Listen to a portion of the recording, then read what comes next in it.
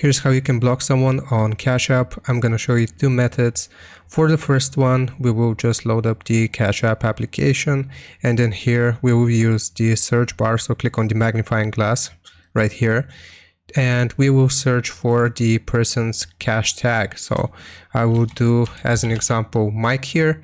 So for example, this person, Mike, if we click on their profile here, you will be able to see this block button, and all we have to do is just click on the block button, and it's going to show us that the action will cancel all pending transactions and block their ability to send or request money from you. If that sounds good, just click on block and it's going to block the person. And now I'll show you a second method of how we can block someone. For example, let's say that they have made a transaction request, and what we have to do is go to our pending request here, or the history. We will click on the request itself.